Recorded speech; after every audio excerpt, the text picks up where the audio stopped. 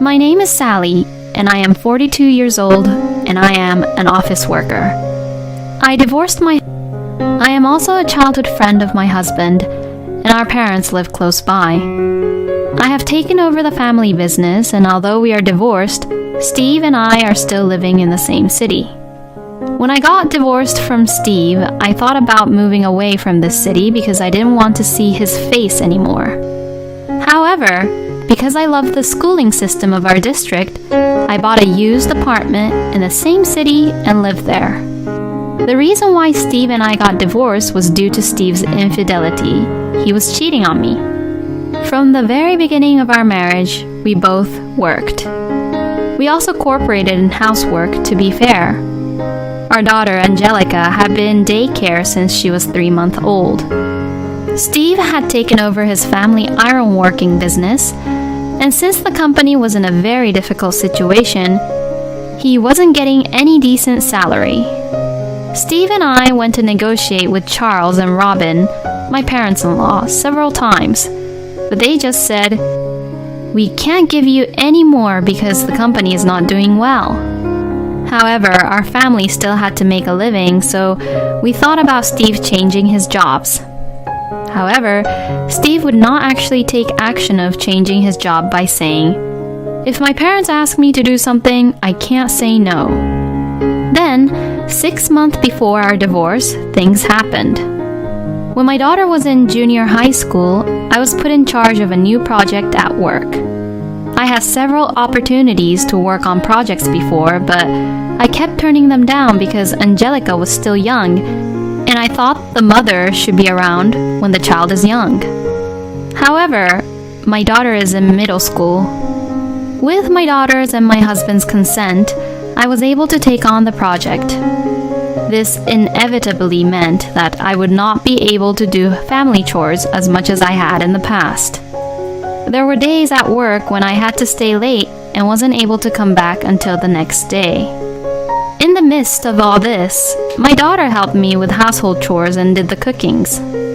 Steve was cooperative in the beginning, but he took advantage of my lack of attention and stopped doing more and more of the household chores, let alone taking out the garbage, which was his responsibility to do so. I was unaware of this and just worked very hard at work every day.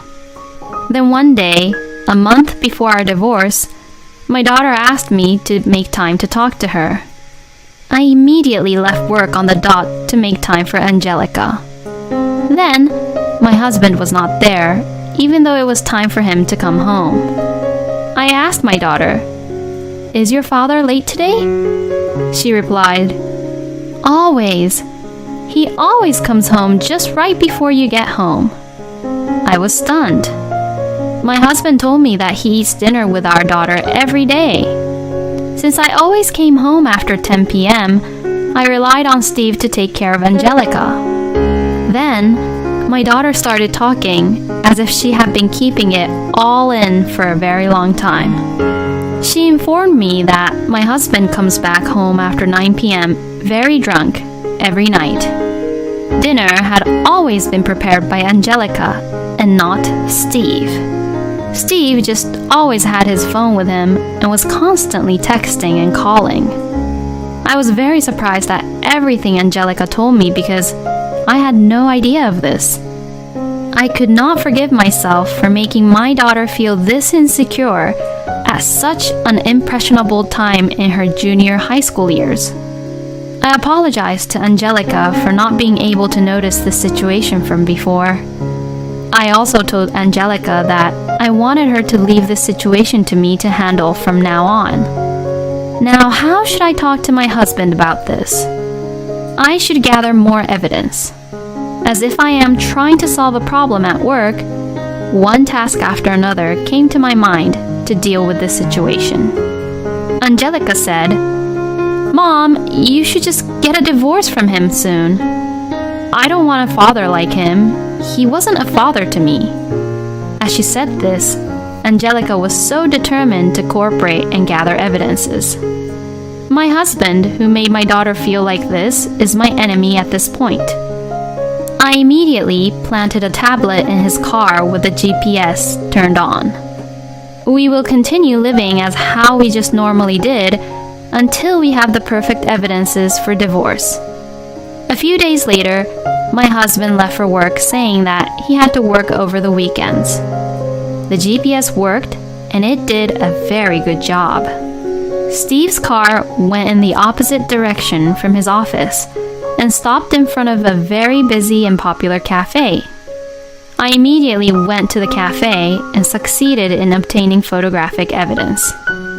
After the cafe, I followed Steve on the expected course and was able to get more good pictures for evidence.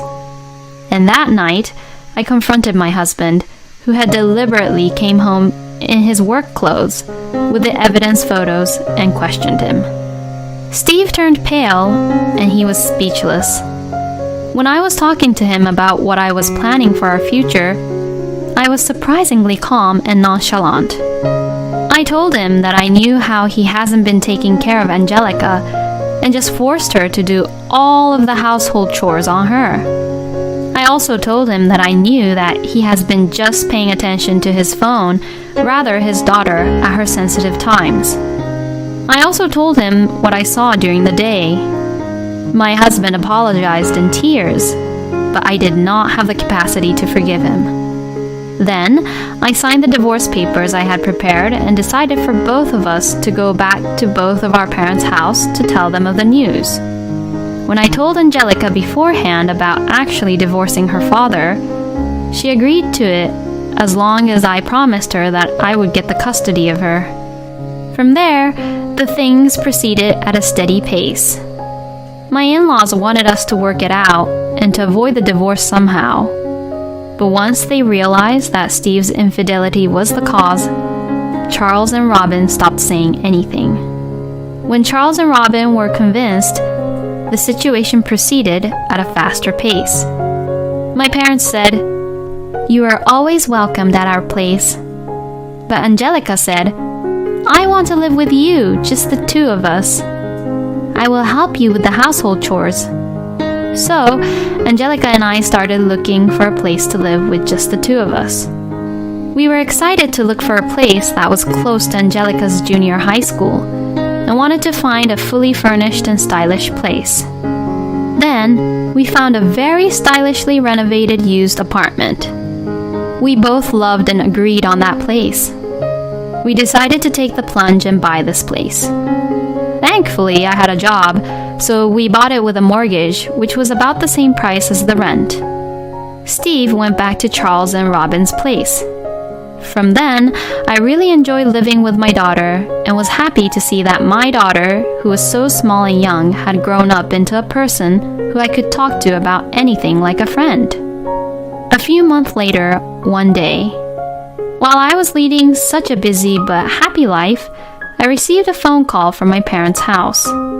"Hey, Sally, Steve and Robin just abruptly came to our house. They are saying that they were trying to contact you but couldn't reach you. What should I do? Should I just make them leave?" I was shocked, but decided to head to my parents' house. I had indeed blocked all means of communication from my ex-husband, and I thought it was my fault that he couldn't get in touch with me. I rushed to my parents' house as soon as I got the call because it was only a 5-minute drive. When I arrived at my parents' house, my mother approached me with a wry smile. My mother said, "Hey, Steve came with Robin. What do they want from you now? They seem to have something on their mind." I was so surprised because neither your father nor I had any idea what was going on. I said, "I'm really sorry. I'll get them to leave right away." And as I said this, I went into the house. I entered the house and found the two of them sitting in the guest room behaving nicely. My father saw that I had arrived and spoke to them. "What can we do for you today? Even though I don't think there's anything we can do for you now." Then, my ex-husband opened his mouth. Steve says, "I loaned your daughter Sally $20,000, so I want you to pay it back." I didn't know what he was talking about, and so I said, $20,000? I don't remember borrowing anything from you. My ex-husband replied with a disgusted look on his face. "What are you talking about? I lent you $20,000 for the wedding. You're a swindler for trying to overdraw that debt." As Steve said this, Robin, my mother-in-law, started to get on board. The wedding ceremony was for the bride, so that's a debt. No doubt in that. I was stunned and speechless. Then, my ex-husband went even more out of line. "If you can't pay back the $20,000 immediately, then you have to remarry me. If you remarry me, you won't owe me anything." As Steve said this, he put the marriage certificate in front of me.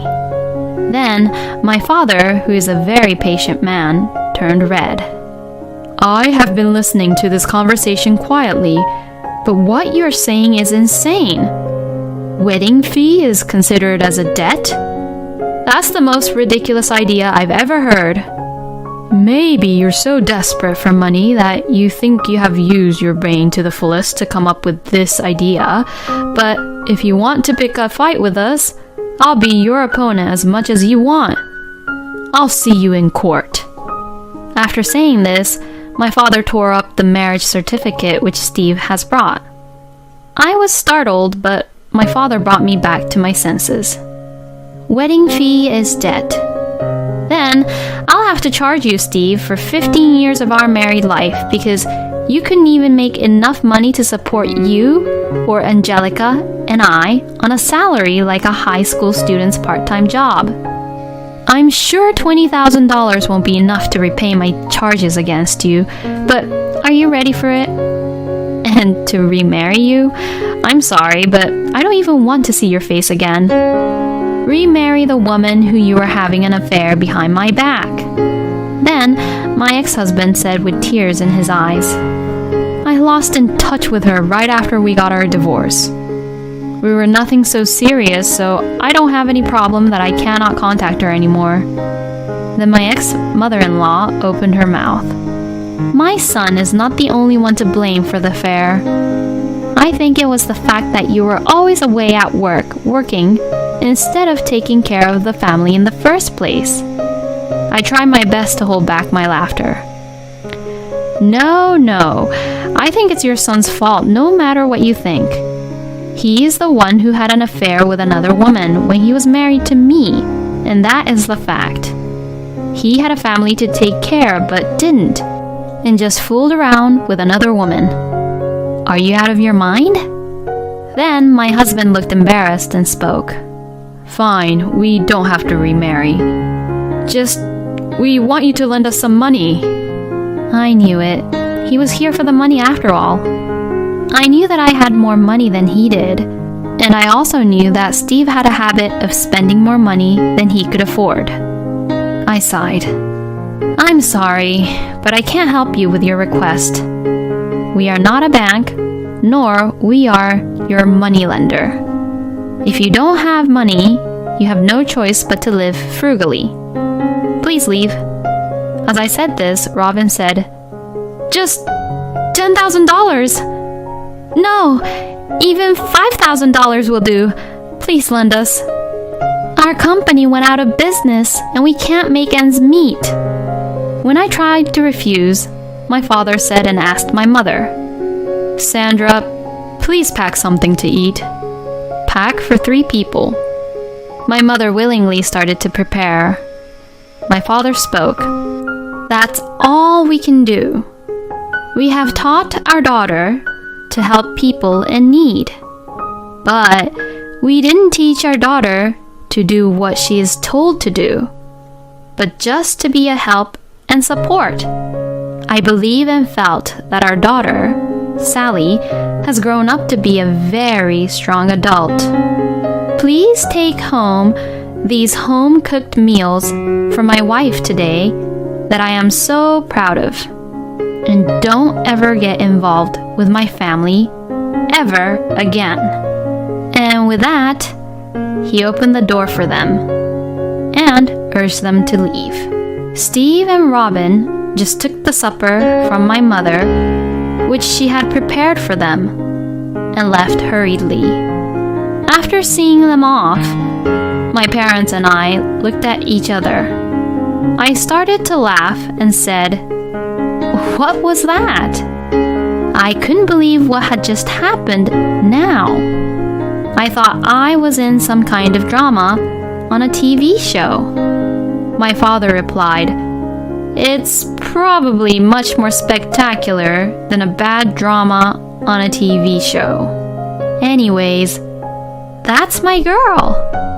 You've gotten so strong." My mother said, "You really have grown strong." I was so surprised, and I was very proud of what I saw today. What should I do now that I've packed all the dishes for dinner for them? She said this and laughed. To that, I said, "I'll bring Angelica now, and we can all go out for dinner. I've caused you so much trouble, so let me at least buy you 2 dinner. I don't want to owe you anything." When I said this, my parents were both very happy with the idea. Of course, we talked about what had happened over dinner.